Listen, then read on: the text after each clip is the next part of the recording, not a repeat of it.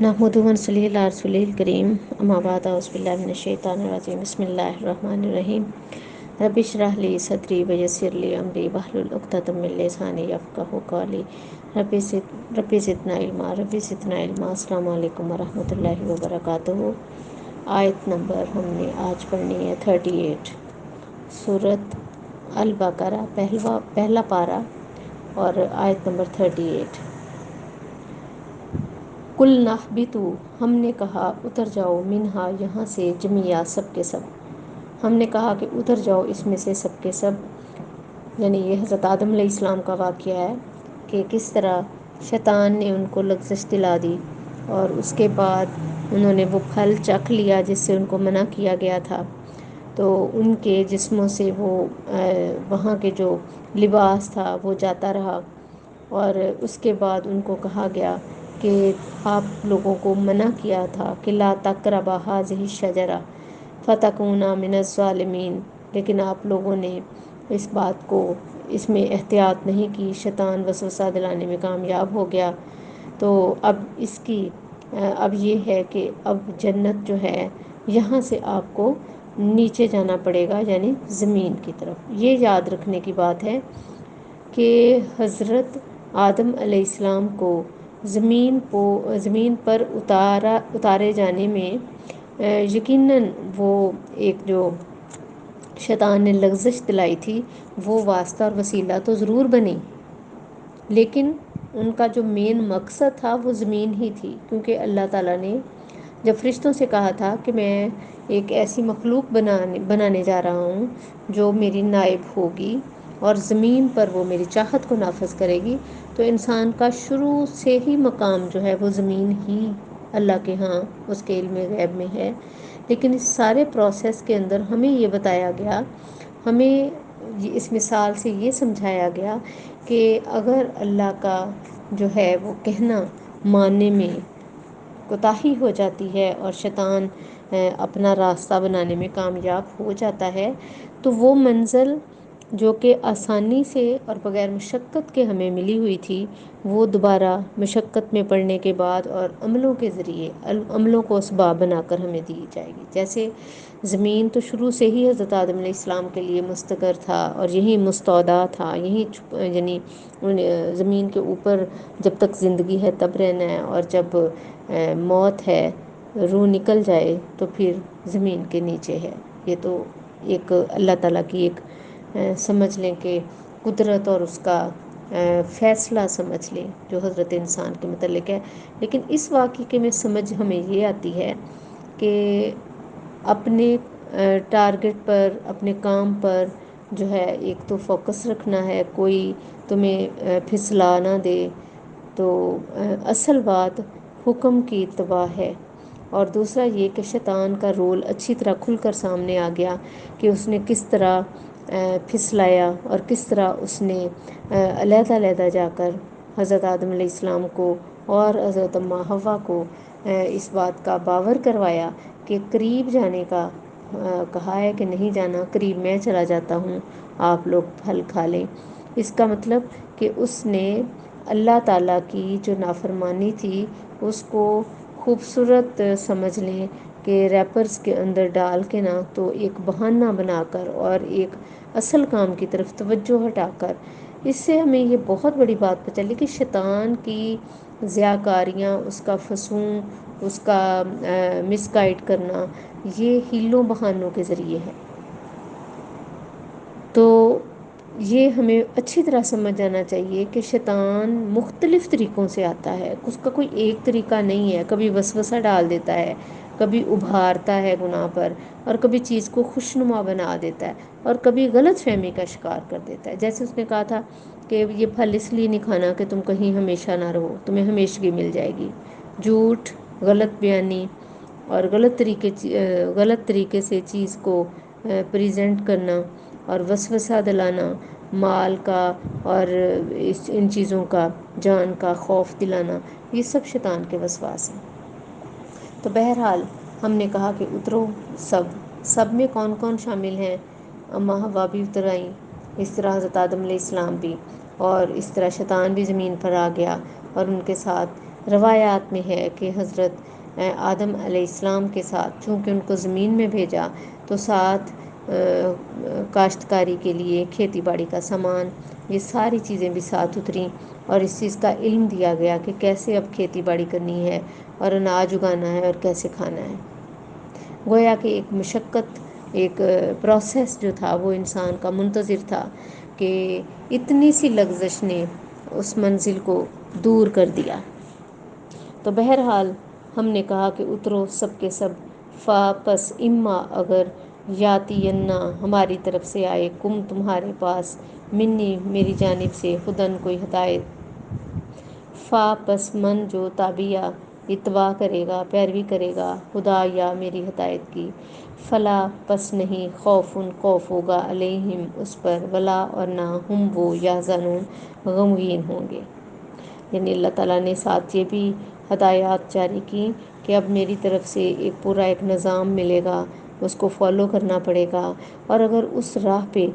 چلو گے تو کامیاب ہو جاؤ گے اور کوئی خوف نہیں ہوگا، جب اور میرے اوپر بھی اگر بھروسہ کرو گے اور میری بتائی ہوئی ہدایت کو تھام لو گے، میری بتائی ہوئی جو میں تمہیں زندگی گزارنے کے لیے آگے ایک رہنما اصول بتانے جا رہا ہوں، جیسے کہ پورا آپ کو پتہ ہے کہ حضرت آدم علیہ السلام کو بھی صحیفے عطا کیے گئے، ان کو نبوت کے منصب پر فائز کیا گیا، ان کی توبہ قبول کرنے کے بعد پھر ان کو نبوت دی گئی، اور اس کے بعد وہ جو ہیں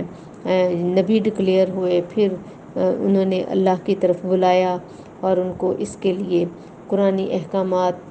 آسمانی یعنی ہدایت کا انتظام ان کے لیے کیا گیا۔ تو یہی بات کی جا رہی ہے کہ اب چونکہ زمین پہ اتار دیے گئے ہو تو زمین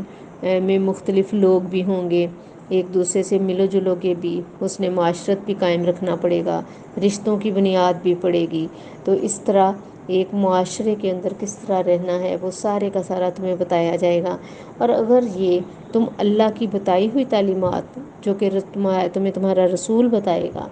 تو اس کے اکارڈنگ چلو گے تو پھر کوئی خوف نہیں اور کوئی غم نہیں۔ اور یہ بات آج بھی دیکھیں، اس کے سوا کوئی اور راستہ نہیں ہے کہ انسان جب مسلمان ہے الحمدللہ تو پھر اس کی توجہ کا مرکز کلمہ ہی ہونا چاہیے، اور کلمے کے تحت اس کو زندگی گزارنے کی کوشش کرنی چاہیے، تبھی وہ بے غم ہو سکتا ہے،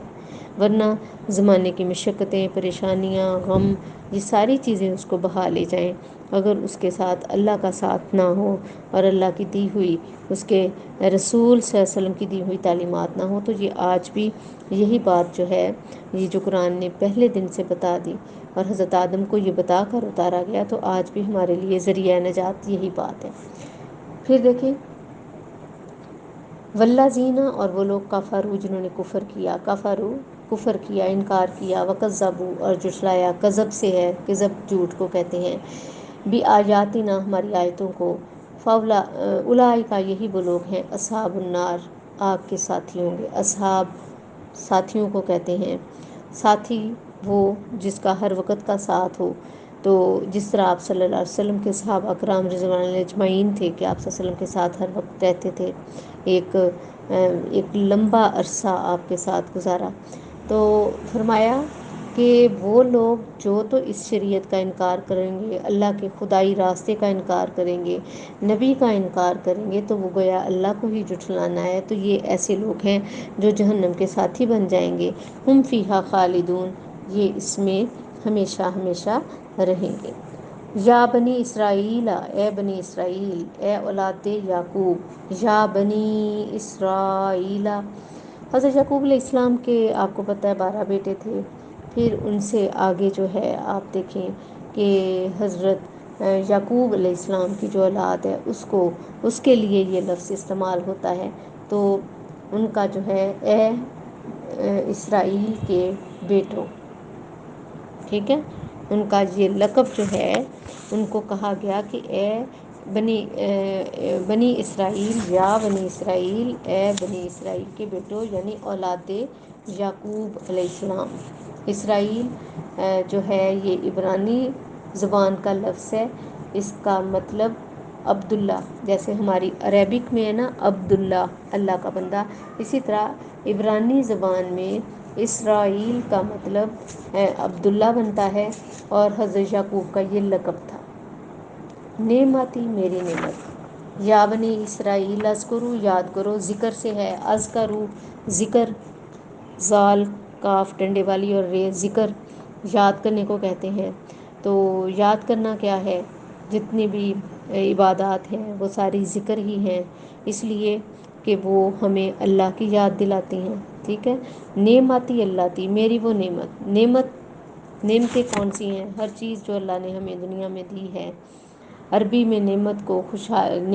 خوشحالی کو کہتے ہیں، فضل اور اللہ کی عطا اور احسان کو کہتے ہیں، ٹھیک ہے، اور انعام کے معنوں میں بھی استعمال ہوا ہے۔ تو فرمایا اے اولاد یعقوب ذکر کرو، یاد کرو، یاد رکھو۔ ذکر کرنا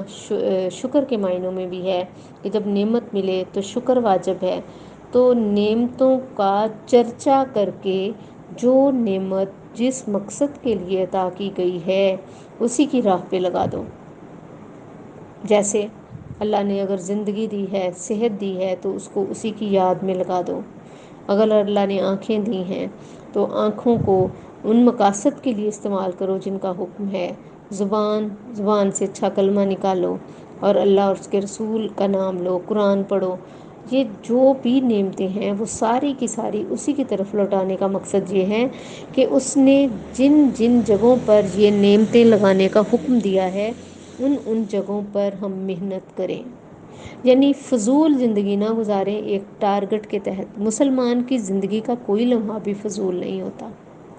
وہ ہر لمحے کو یوٹیلائز کرتا ہے، اس کی ایک ایک سانس قیمتی ہے، اس لیے کہ یہاں کی ایک ایک سانس پر جو اس نے عمل کرنا ہے اس کی قیمت جزا اور سزا کی صورت میں اسے ہمیشہ ہمیشہ کے لیے ملنی ہے۔ تو حضرت یعقوب علیہ السلام کی اولاد کو نصیحت کی گئی ہے کہ اللہ کی نعمتوں کو یاد کرو۔ انعمت علیکم، جو میں نے انعام کی، انعمت علی اوپر، کم تمہارے اوپر میں نے جو انعام کی ہیں، وَأَوْفُوا اور پورا کرو، بھی ساتھ کے معنوں میں آتا ہے عہدی، میرا عہد، میرے عہدوں کو پورا کرو۔ اب اللہ کے عہد کون سے ہیں؟ اللہ تعالیٰ نے ہمیں جب مسلمان الحمدللہ بنایا ہے،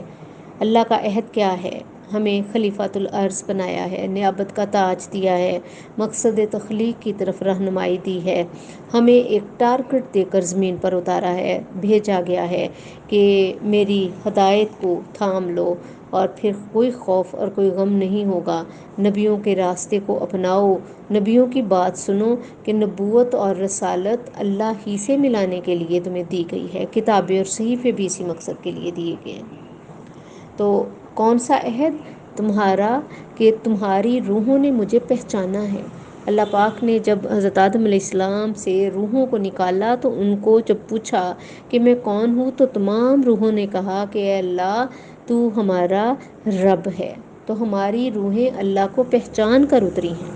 یہ نہیں ہے کہ ہم اللہ کو نہیں پہچانتے۔ ایون کہ جو نان مسلمز ہیں ان کے بچوں کی، جتنے بھی نان مسلمز ہیں، وہ بلوغت سے پہلے آپ دیکھیں اگر ان میں سے کوئی فوت ہو جاتا ہے تو وہ اس کو عذاب نہیں ہوتا، وہ مسلمان کنسیڈر کیا جاتا ہے۔ تو اللہ تعالیٰ نے انسان کو پہچان کرا کر اتارا ہے، اور اس میں وہ چیز ودیت کر دی ہے کہ یہ ہدایت کی طرف رجوع کرنے والا ہے۔ اب یہ رجوع کیوں نہیں کرتا؟ اس کا ماحول، اس کے والدین، اس کی اپنی غفلت۔ تو اس چیز کا یہ ہرگز مطلب نہیں ہے کہ اللہ نے جس کو مسلمان کیا تو وہ مسلمان رہے، جو کافروں کے گھر میں پیدا ہو گیا تو وہ ساری عمر کافر ہی رہے۔ اپنی ہدایت کی تلاش سب پر فرض ہے، ایون کہ مسلمانی کے بعد بھی بہتر سے بہترین قبر تک کا سفر ہے۔ یہ ایک دن کا سفر نہیں ہے کہ کلمہ پڑھ لیا تو دیٹس آل۔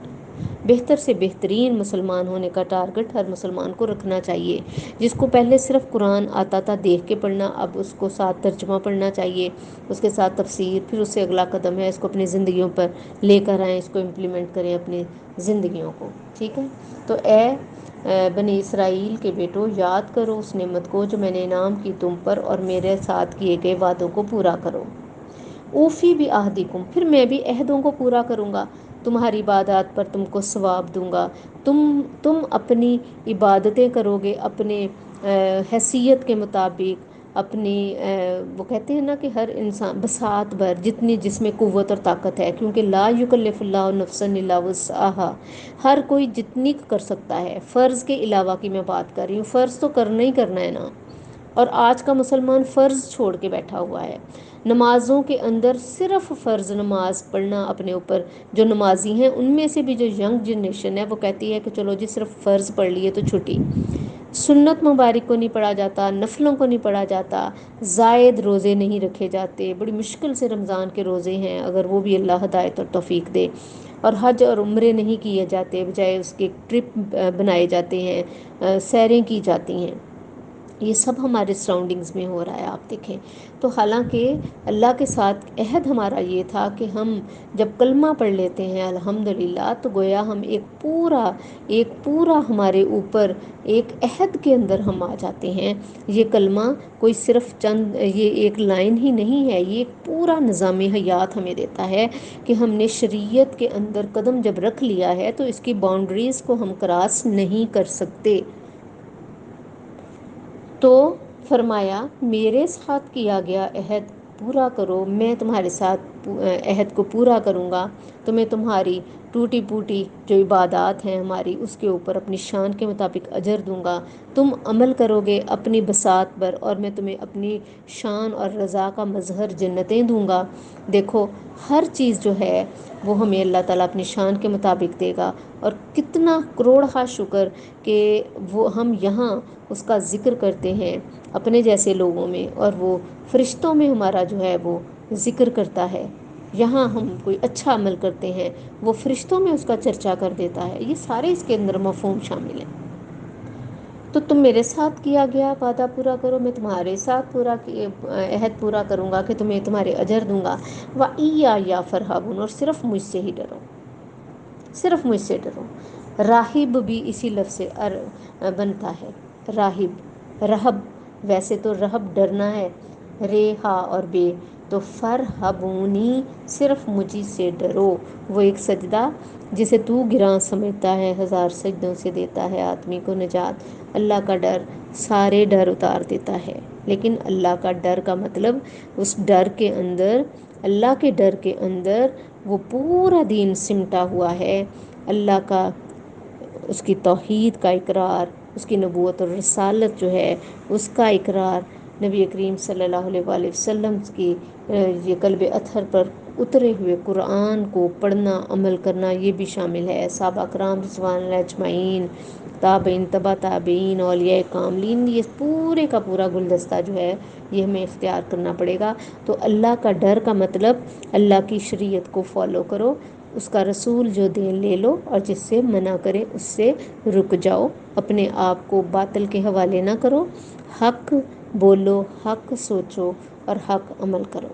پھر آخری آیت اگلی، وَآمِنُوا، اور ایمان لاؤ، بِمَا أَنزَلْتُ، جو میں نے نازل کیا،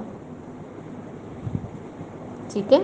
بھی ساتھ ما، جو، انزلتو، میں نے نازل کی، مصدقاً، جو تصدیق کرنے والی ہے، لی،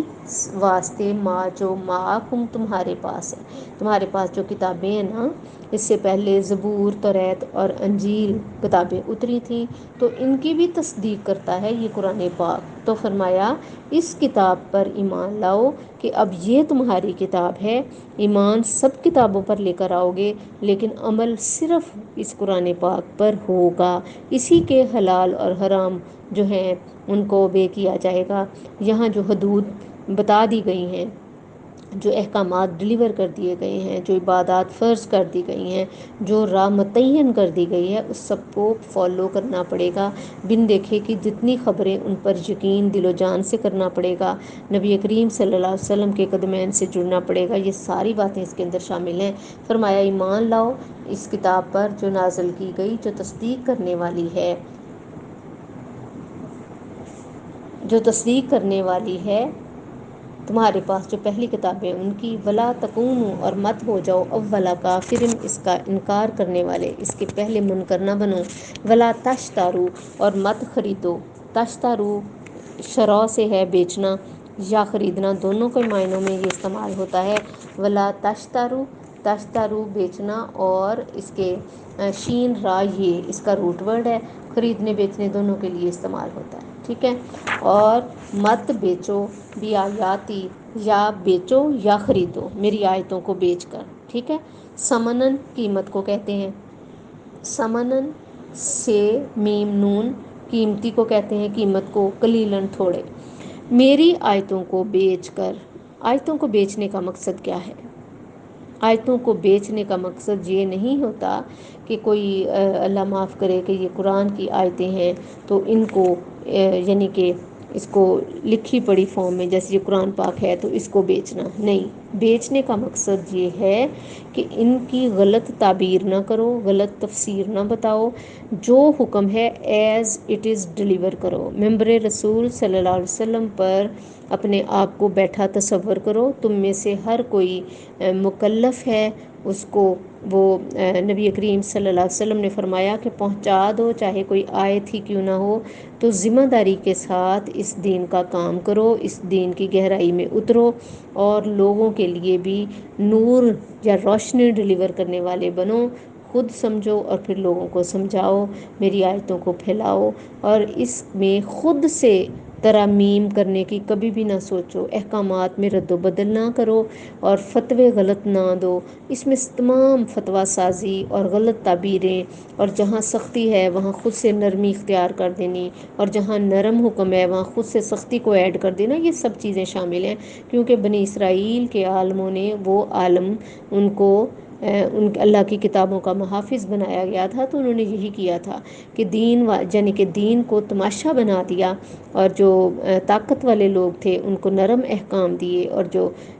غریب تھے عام لوگ ان کو سخت احکام دیے، جن آیتوں کو چاہا ان کو چھپا لیا۔ جیسے آج بھی ہم کچھ کم نہیں کرتے، لیکن یہ بہت بڑا کرم ہے کہ ہم اس نبی کریم صلی اللہ علیہ وسلم کی امت میں سے ہیں کہ ہم پر اللہ معاف کرے کہ ایک تو مجموعی عذاب نہیں آئے گا، اور دوسرا یہ کہ اللہ تعالیٰ نے اس کتاب کی حفاظت کا ذمہ خود لیا ہے، تو من چاہی تعویلات نہ کرو، اور ان آیتوں کو ہلکا نہ جانو، اور آیتوں کو بیچنے کے اندر آپ یہ بھی سوچیں کہ جب ہمیں پتہ ہی نہ ہو کہ ہمارے قرآن کے اندر کیا حکم ہے تو پھر ہمارا مقام کیا ہوگا، یہ بھی ذرا سوچنے کے لائق ہے۔ اور وَإِيَّايَ فَاتَّقُونِ، اور بس مجھ سے ہی ڈرو، تقوی سے ہے، ٹھیک ہے۔ فتقون تقوی، برے کام کا خوف، جو انسان کو اللہ کی طرف راغب کرتا ہے، ٹھیک ہے۔ اور پھر ولا، اور مت تلبسو ملاؤ، حقا حق کو، بالباطل باطل کے ساتھ، و تکتم الحقا، و اور تکتم تم چھپاؤ، یہ نہ چھپاؤ ہے، ولا تلبسو اور نہ ملاؤ، یہی لا جو ہے یہاں بھی کنسیڈر کیا جائے گا، یہاں لا ہے نہیں لیکن لا لگ جائے گا کہ نہ تم باطل کے ساتھ حق کو ملاؤ اور نہ ہی تم حق کو چھپاؤ، یہاں لا علیحدہ سے نہیں ہے، لیکن شروع میں جو آ گیا نا ولا تلبسو اور مت ملاؤ، اور یہی لا ادھر بھی ہم سمجھیں گے کہ لگا ہوا ہے، اور نہ ملاؤ حق کو باطل کے ساتھ، اور نہ تم چھپاؤ حق کو، وانتم تعلمون، حالانکہ تم جانتے ہو، تعلمون علم سے ہے، جاننا، یہ سب بتایا گیا ہے۔ بنی اسرائیل اولاد یعقوب سے مخاطب ہو کر دراصل یہ کہا گیا ہے، لیکن اس کا یہ مطلب نہیں کہ اس میں جو نصیحتیں ہیں وہ ہمارے لیے نہیں ہیں۔ قرآن کا ہر لفظ میرا ہے، آپ کا ہے، ہمارے بال بچوں کا ہے، اور رہتی دنیا تک آنے والی امتی کا ہے۔ تو اس آیت میں جن باتوں سے منع کیا گیا ہے وہ صرف خاص بنی اسرائیل کو نہیں، اس میں ہمارے بھی کان کھولے گئے ہیں کہ اللہ کی آیتوں کو مت بیچو، کیونکہ راہب اور پادری اور یہود جو ہیں ان کے عالم من چاہی تعویلات اپنی کتابوں کی کرتے تھے، جس آیت کو چاہتے چھپا لیتے، جس کو چاہتے لوگوں کو کھول دیتے یا حذف ہی کر دیتے، غائب ہی کر دیتے، اور خود ہی دین کے اندر نئی نئی چیز بدعات جو ہیں وہ بھی ایڈ کرتے رہتے۔ تو یہ سب ہمارے لیے بھی ہیں، اگر ان کے لیے یہ قرآن کے اندر حکم موجود ہے اور ساتھ سخت عذاب ہے، تو قرآن کے پڑھنے اور قرآن کے پڑھانے والوں کو بھی اس چیز پر غور کرنا چاہیے، اور ہم سب کو جو ممبر رسول صلی اللہ علیہ وسلم پر بیٹھ کر یہ قرآن کی تعویلات اور قرآن کی جو تشریح بیان کرتے ہیں کہ یہ ہم وہی بیان کریں جو اللہ نے ہمیں بیان کرنے کا حکم دیا ہے۔ خود سے اپنی من اور اپنی تسلی اور اپنی پسند وہ اس میں ہرگز ایڈ نہ کریں۔ اللہ کے احکامات ذرہ برابر بھی نہیں بدل سکتے۔ ہم نے اپنی زندگیوں کو لچک دینی ہے اور ہمیں ایک اچھا مسلمان بننے کی کوشش کرنی ہے۔ تو حق کو باطل کے ساتھ تلبسو ملانے کو کہتے ہیں، لام بے با اور سین لباس، کیونکہ اس سے بدن چھپتا ہے، تو تلبسو مت چھپاؤ حق کو باطل کے ساتھ، گڑبڑ نہ کر دو، مکس نہ کر دو کہ پتہ ہی نہ چلے کہ حق کہاں ہے اور باطل، جیسا کہ آج کا دور ہے، ایگزیکٹ آج کا دور ہے، فتنوں کا دور ہے۔ حق جو ہے وہ ڈھونڈنا بہت مشکل ہے، اللہ کی توفیق کے بغیر یہ پاسبل نہیں ہے۔ تو اللہ تعالی ہمیں حق اور باطل کو فرق کرنے والا دل اور آنکھ عطا فرمائے۔ تو فرمایا حق اور باطل کو نہ جو ہے وہ گڑبڑ نہ کرو اور حق کو چھپاؤ نہ، ٹھیک ہے۔ اور تم جانتے ہو، یہ کہا ان کو گیا ہے، عالموں کو، یہودیوں کے اور راہبوں کو، پادریوں کو، لیکن ہمیں سنایا گیا ہے، اور یہ کلیہ صبح قیامت تک کے لیے۔ اللہ تعالی ہمارے دین اور دنیا کی جو ہیں وہ ہمیں آسانیاں عطا فرمائے۔ وما علینا الا البلاغ المبین، وصلی اللہ تعالی علی خیر خلقہ ونور عرشہ وقاسم مسک محمد وآلہ وصحبہ اجمعین برحمتک یا ارحم الراحمین۔